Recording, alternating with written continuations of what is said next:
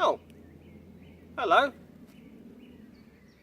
You put this bit of film in the wrong place. You're putting this at the start. This is halfway through the camp. Your continuity is completely wrong. I realise, yeah, it looks good, fire in the background and lavvu set up. This is not. A lot's happened up to now. I had to walk in here. I spoke about Prince Harry. There's been all sorts going on up to now. So you got the continuity all wrong. I should explain to the people watching on YouTube.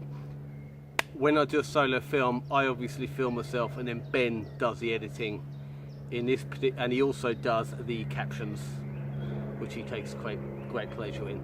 But on this particular occasion, he's got it the wrong way around. He's put this bit of film at the start, and a lot has happened up to now. So sorry about that. Stick with us.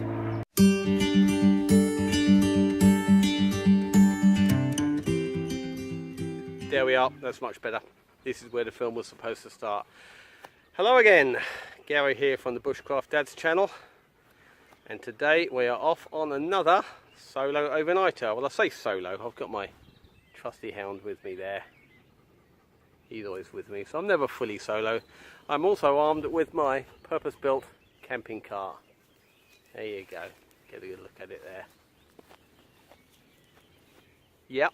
Well spotted, well spotted. It does look a little bit like a pushchair. It is in fact a purpose-built camping car, which is better because I've mentioned this before, I'm no good at backpacking whatsoever. But anyway, today is Saturday the 19th of May, and it is in fact Royal Wedding and Cup Final Day. The Royal Wedding has already happened. Now, I'm not the greatest royalist in the world, but I must admit I didn't want to leave the house till I've seen Harry get married. But I can live without the cup final. I can't decide. Well, for one thing, it's at 5:15 kickoff, and I can't quite decide which team I'd rather see lose the most. Well, after a little bit of messing around, I managed to find the same spot again. I've only been here twice before. Once was just on a bit of a recon mission when I was camping nearby at a proper campsite, and the other was in the video which you will have already seen, hopefully, which is the one with my daughter toasting marshmallows and having breakfast. So yeah, got a little bit confused where I was, but there we are, finally made it. Let's take a look at what I bought today. This is my cook bag and odds and sods bag. Got me a little titanium cup, titanium plate, water bowl for the dog, just a little wash kit, toothbrush and whatever. Hip flask. Don't know whether you can see that. Congratulations on your 50th birthday from Universally Challenge, which is basically it's the name of a quiz team that we made with the parents from my daughter's school, which I'm very good friends with now. And look, they built me a hip flask. Top tip, if you're going camping and you're bringing your new hip flask, don't forget to put something in it that you're planning on drinking. Yeah, got some honey JD in that. Anyway, little lantern there. Actually, that was a 50th birthday present as well. I've got several birthday presents, including the tent that I'm about to show you. Anyway, big cup for boiling up water. Snug pack, lightweight sleeping bag. I'm not planning on it being too cold tonight.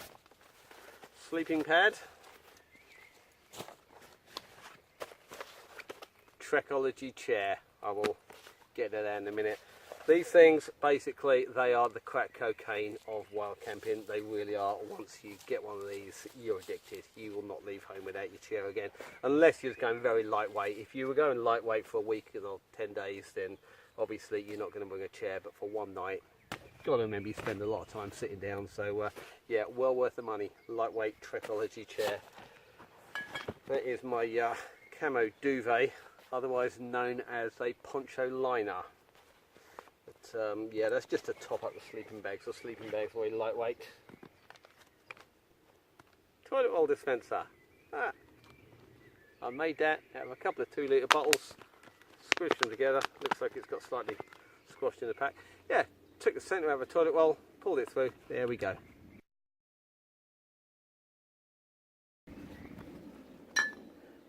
One or two bottles of beer. I'm not going to deny it. Now, I said earlier, this is best of British, so there we go. Bombardier and Spitfire. Can't get much more British than that. And that one there, Hobgoblin Gold. That is for later. Pillow, do not leave home without your pillow. No peasant life for me, mate. And here's where we kind of stray off the best of British. Polish lavvu. Another 50th birthday present from Ben, the editor. So thank you very much one more time, Ben. I'm going to be setting that up somewhere over there, hopefully without a centre pole, but I'm not sure. And that's about it. Yeah. Bought me axe. Ordinarily, I don't always bring an axe with me. For one thing, you can draw attention to yourself bringing an axe, making lots of noise, and a lot of time I could live without one, but because I've got the camping cart, whether you've got 10 kilos or 15 kilos on it, if you're on flat ground, which I have been flat ground all the way here, so I thought, well, I can afford a few more kilos, and it wasn't a especially long journey either, probably only about half an hour's walk, and lightweight tarp for a ground sheet. So there we are. That is what is in my bag. And of course this. I might well have mentioned this once or twice before. Boreal 21 bow saw. Not going to go on about that for now. Yeah, I was hoping to suspend it from a tree that way, do away with the centre pole. It didn't quite work out how I wanted it to. I'm still learning with these things actually. I've pitched it a couple of times in my garden, which is always easier when you're on nice flat ground, but I went a little bit too close to a tree over there, so I had a bit of a job getting the peg in, but there we are, got there in the end, but getting slightly harassed at the moment by bugs, so I think I'm going to have to light a fire. I hadn't planned to until a little bit later. It's only just gone 4 o'clock in the afternoon, and where I am now, I'm fairly close to a path, so lighting a fire, I might well draw attention to myself, but there we are. It's absolutely dry as a bone, so I don't think it'll create too much smoke, hopefully just enough to get rid of the bugs. So yeah. Alright, now I'm a true believer in the leave no trace, therefore, oh hello, therefore I'm going to dig myself a fire pit. Now I didn't bother bringing the spade, but I have managed to fashion a digging stick by using my axe. So yeah, I'm going to dig myself a little hole here. Dog wants to help, obviously.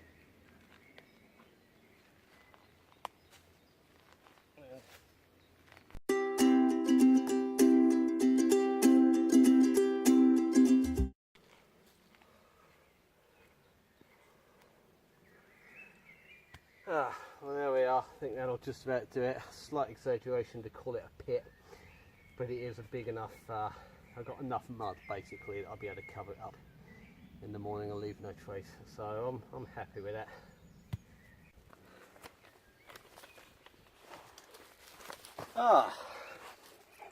Right, camp update. As you can see, I'm in the process of preparing a fire. I was all set to light it when Buddy, you might be able to hear me just out of shot there, Buddy decided he needed a drink, and a lot of the time this dog doesn't drink that much, but he said he was thirsty, so I give him a little bit of water out of this and put it into this. That is the top bit of a billy can. So we'll make a nice small. So yeah, I filled up one of them and another one of them, another one of them, and basically he's devoured the entire bottle. That was his entire water supply for the whole day and the morning. So the only water we've got left is this. Flask full, it's about a pint there. This I was planning on boiling up tonight, sticking back in the flask and making coffee in the morning. That way removing the need to relight the fire, as I haven't got a stove or anything. So we have got a slight water crisis, but fortunately at 10 minutes walk from where I am there is a campsite. In fact, this is how I found this place. Right, just doing a fairly quick march over to the campsite. Hopefully, in fact I'm timing myself, hopefully about 10 minutes each way. But yeah, just really got me thinking. I mean, I've heard people, I've seen people on wild camping forums say about how much water do you take when you're going wild camping, and I remember replying to one ages ago and I said, well, what I tend to do, I take lots of beer and brandy and coke, therefore I reduce the need for water. But yeah, kind of come unstuck a bit on this one. I only bought 3 beers, got rid of one already, which I don't normally do. Don't tend to start on the beers until dinner time. So yeah, I only got 2 for tonight. But there we go, I'll survive. I've got my little hip flask. But yeah, pretty much out of water now. Got about a pint or so left for the dog in that beer bottle. So hoping to do this fairly quickly. But yeah, I have to say, lucky with the location, really, that I've got this campsite on hand. Otherwise, I'm not really sure what I would do. I guess I could just about ration the water and get through the night and not have any coffee in the morning. I know, right? Me not have coffee in the morning, I mean, that would just spoil everything. I couldn't do my my coffee and cake gag. So yeah, kind of annoying. But yeah, tell me your thoughts in the comments section regarding your favourite time of year to go wild camping. I'm pretty sure I'm not alone in thinking summer is very awkward, really, because of the heat. You just don't need heat for wild camping, you really don't. You'd obviously like it comfortable, but it can be too hot to light a fire, even at night time, which makes it difficult if your fire was the only source of cooking, which mine is. So yeah, like I say, odd thing to complain about the summertime, because it is a glorious day, but yeah, kind of caught me out a bit today. So yeah, let me know what you think. Well there we are. That was easy. Just got back to camp. It's, yeah, it was 25 minutes round trip. So thank God for that campsite, really. I mean, I did have half a mind that I might have to go and stock up with water, but not so soon, really. But yeah, had it not been for that campsite, I would have a bit of a problem, really. I'd have a lot further to walk. A little bit hot right now. I even done that thing, and somebody please in the comments section tell me if this is a myth or not. I topped up both my water bottles, obviously, whilst I was there, and whilst I was there I downed a pint, at least a pint plus of water, even though I wasn't really that thirsty. Does that do you any good? Can you actually do that? Can you effectively stockpile a bit of water in your stomach if that's your last water for ages, to sort of, you know, to tide you over for an hour or so? But it really did. I mean, just walking, I could feel the extra weight in my stomach of that pint that I didn't especially need. So someone tell me, is that just a myth? Can you do that, or was I just wasting my energy?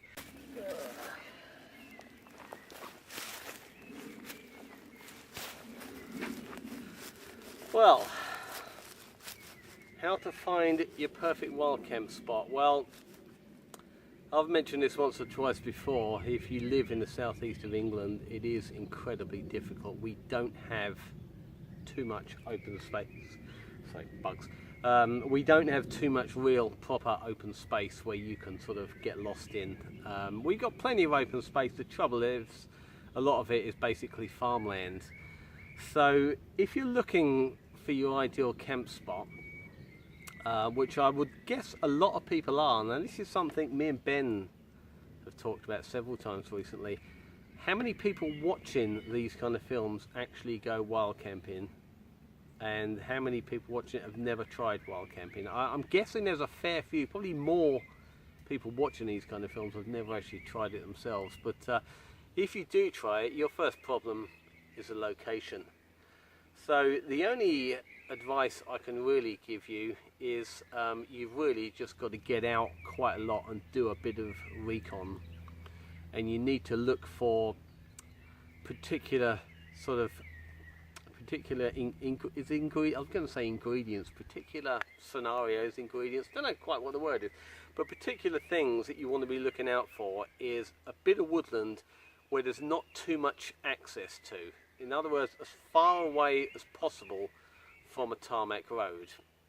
And where there is a tarmac road, if there's a car park, people are obviously going to go in that car park and walk their dogs. So you want to be looking for somewhere with limited access, what I'm going to call limited road access, limited vehicle access, which is pretty much what I found here. Now, it is, I guess it's about, well, I suppose, what, 10 minutes back to the campsite, which is pretty much, well, by the road. But before you do that, you have to cross a couple of fields. Now, there is a campsite, obviously. I guess you'll get a fair few dog walkers from there. As for the village that the campsite's in, there's not really a lot of parking. There is a main road that you can park on. I chose not to. I had to walk about 10 or 15 minutes on the tarmac road because I had to sort of tuck my van a little bit out the way because I didn't want to park on the main road. So this place is basically about a 30-minute walk. That is the kind of thing you want to be looking for. It's all about access, vehicle access, residential access. That will determine how many people go there. So people have said, we'll have a look on Google Earth. Yeah, you can try Google Earth. The trouble with Google Earth, it doesn't really give you much of an idea about whether you're going to be able to park near there, and also you can often find the terrain is nothing like you expect, and also it's a private woodland, which is quite common. You see a bit of woodland tucked out in the middle of nowhere between some fields, you can bet your life it's a private woodland. If it's near a farm, if it's completely separate, surrounded by ploughed fields, you can bet it's a private woodland every time. My preferred way of doing it is to look on an A to Z map. Okay, I know, a little bit old-fashioned, a good old-fashioned A to Z map. What an A to Z map gives you that Google Earth won't is you will see footpaths on it. And if you see a large chunk of woodland, say about a square mile, and you see footpaths zigzag all over the place, if you see about 10 or 15 different footpaths going all over the place, then that will be common land. You'll be able to go on it. What you will also find, if there is one footpath going straight across it and nothing either side, then it's a pretty good bet it's private land with footpath access, so you're not going to be able to camp there either. I don't like camping on private land. Big up to the Black Country Woodsman if you're watching this. I mean, that guy gets a real kick out of it. But I prefer to camp on common land, therefore there's nobody really in any kind of authority that can come along and tell me I can't camp there. So yeah, that's my advice really. There's no great pearls of wisdom in there, I don't think. Get out, have a bit of a look around, and see what you see. I mean, I've been to, you know, many a recon mission around the Chilterns, and I think this is the best I've found yet. This is very handy because you're not going to get too many dog walkers here. There are more horse track paths in this wood than there are footpaths, and people generally don't like walking on horse paths. So there's a bit of a labyrinth of paths all over the place in this woodland. None of them are particularly big, and I've not seen anybody in the woodland in the time I've been here. Saw a couple of people when I walked back just now to get my water. Saw a couple of people walking dogs in the fields, but I suspect they were from the campsite. But like I say, not too many people come around here. That is purely due to its location. So yeah, like I say, don't give up. Have a good look around. It's worth doing. You will have to do a good few recon missions. You want to find the perfect place because you want to go somewhere where you're not going to be bothered by people. But there we are. That is my philosophy on wild camping. I hope it's helpful to you, and good luck with your searching. Just doing a bit of a scan around camp right now. As you can see, the dinner is in the oven. Tonight we are going to eat like princes and princesses. Here's my little lavvu. I don't know how, yeah, you can see in there pretty good. Now, I'm 5'10", and you would not want to be any taller camping in one of these things. Simple as that. They've been referred to as a hobbit tent. I've also heard people say you can, if you use a ridgeline on them, you can stretch the sides out and make it a bit longer. I tried that. I tried experimenting with a shorter pole. This was in my garden.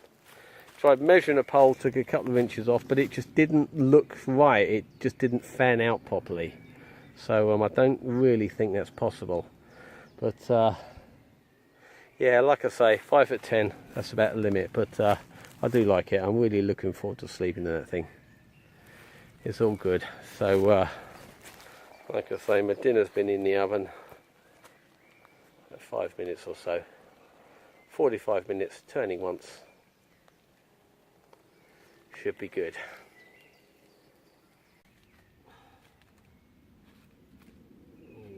Oh, looks good.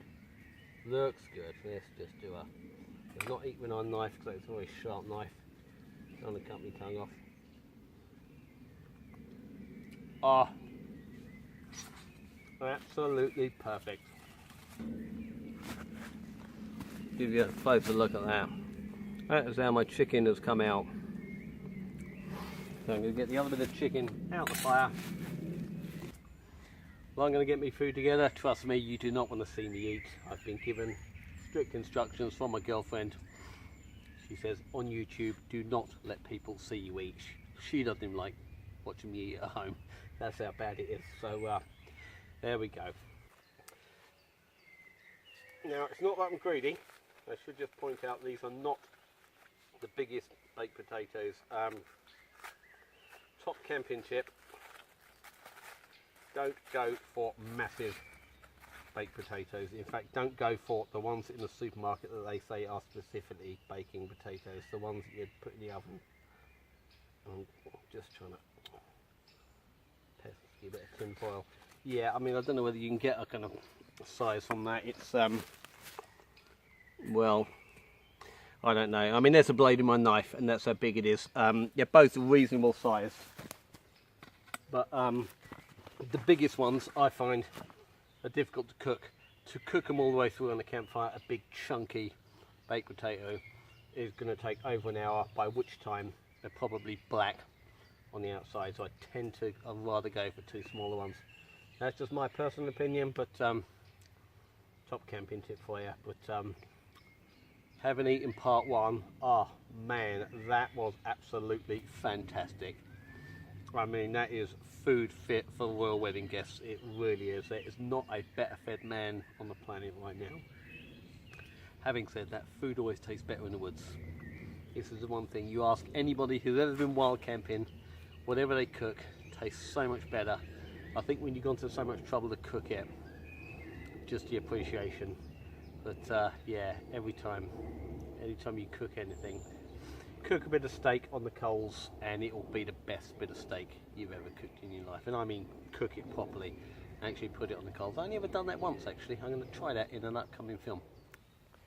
People often ask me why I go wild camping. It's a tough one to put into words really, but there is just something about bringing all your own equipment out into the woods and spending a night with nature. I love it really. I wouldn't want to do it every week for certain, about once a month, sometimes less than that. That's fine by me. I'm not a complete fanatic, but yeah, it is very hard to explain really. It's a bit of a sort of childhood thing. I think going out into the woods and building a camp, which a lot of us did when we were kids. I mean, we spent half our lives as kids building camps in the woods. Once we built it, we never knew what to do with it, and actually spent very little time inside the shelter itself. We just used to build these big camps, and quite elaborate ones as well. I mean, we tried building ones sort of like that were half underground and all sorts of things, and tree houses. But once you built your camp as a kid, like I say, you just didn't know what to do with it. You would sit in it for minutes at a time and just kind of get bored and go outdoors again. What we really wanted to do when we were kids, and we did sort of mention this at the time, was staying it overnight, but our parents wouldn't have been too keen on that idea really. And I think by the time we'd got past the age of sort of building camps. I think we kind of lost interest in that when we got to sort of secondary school, got to sort of 12, 13, and that is when we started doing some wild camping. The place where we done the snow camp, the one with me, Ben and Zephan, I've actually been camping there since the early 80s. I think maybe 1982 or 83 is the first time I camped there, and we've been going back there on and off ever since.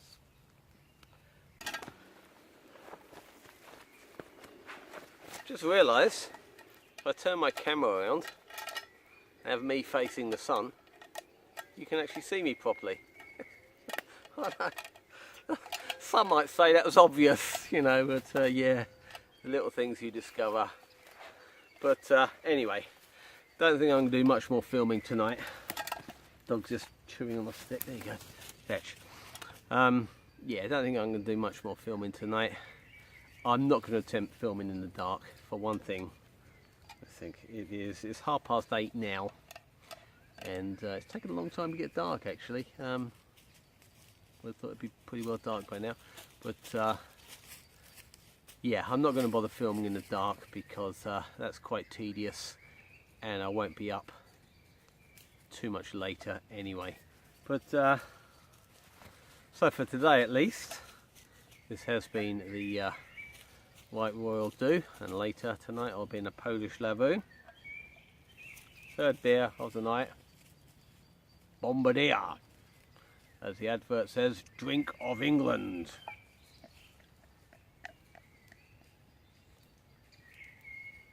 I'm pouring a beer, by the way. I just realised it's out of shot. You probably guessed that because we have the most highly intelligent subscribers. But anyway, there's my third and final beer. Could possibly have done with bringing one more, really, but I'll cope with just 3. But yeah, so just want to sum up really to Harry and Meghan. Like I said earlier, I'm not the greatest royalist in the world, and I've been, in my lifetime, I've been sort of hot and cold on the royals, but I do think Harry and William do seem to be making a bit of an effort to sort of get down with the kids a bit more and just do some normal stuff. So yeah, you know, wish them all the happiness to Harry and Meghan. Here's to you. And Harry, this is just for you. Open invitation to you, mate. Anytime you want to come wild camping, just let me know. Now, I mean, I say that like I'm joking, and I guess I kind of am. I mean, the chances of him agreeing to that are slim, but you know as well as I do, Harry would love to go wild camping, wouldn't he? He really would. I mean, he's ex-army, which means he's done some roughing it in the past. He's probably, you know, must have done some kind of wild camping in all sorts of places. Camping in an English woodland, in fact, would be probably pretty tame compared to what he's done before. But, well, you never know your luck. You never know. So, Harry, if by some miracle you're watching this, and if you ever want to join me on a wild camp, please just let me know. Be happy to have you along. Here's to you.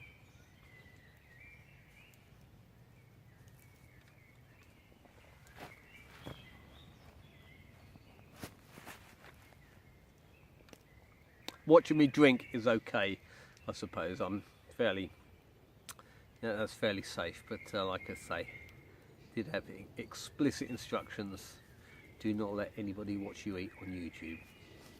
Otherwise, they may never subscribe. Now, if you've enjoyed this film today, please subscribe to our channel. As it is at the moment, we are getting far more views than we are subscribers. And not getting all that many views. We're not exactly hitting the big time, but you know, that's okay. We're doing this for a bit of fun.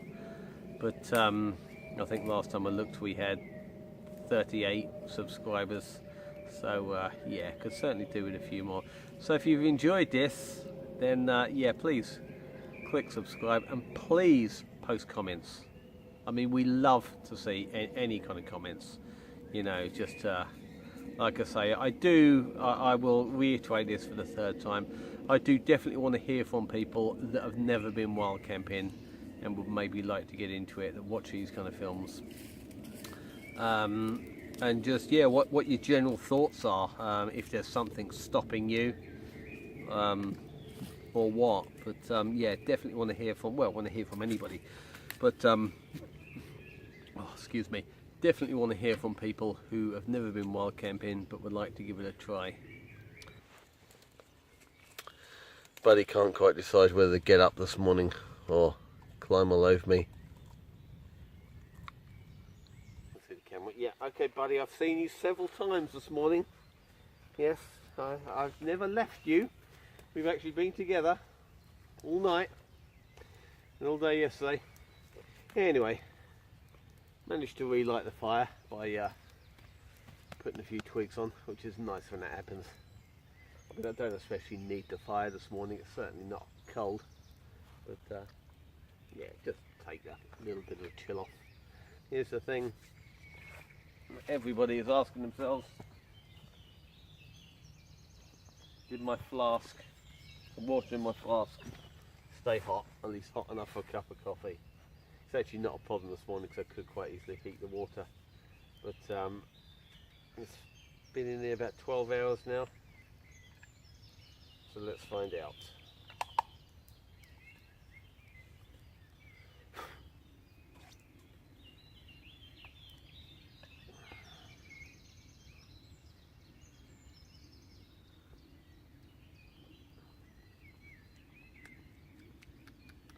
The short answer, not really, no.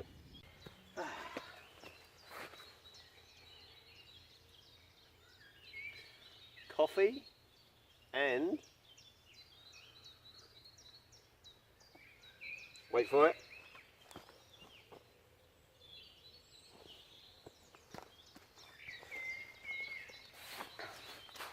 coffee and American style pancakes, toasted over an open fire with extra butter on top, first thing in the morning, with the birds singing and the sun shining. What could possibly be better than that? Now I know this one, no answers from any of you please. This week the answer is waking up and remembering you got married to Prince Harry the night before.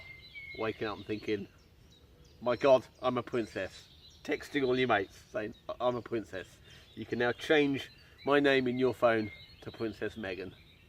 That has got to be better than waking up in the woods with the birds singing and the sun shining. I'll give you that one. Megan, you can have it this week. But yeah, like I say, American style pancakes, because this has been best of British. Let's not forget, we now have an American princess in the royal family. So one more time, Meghan and Harry, this is to you.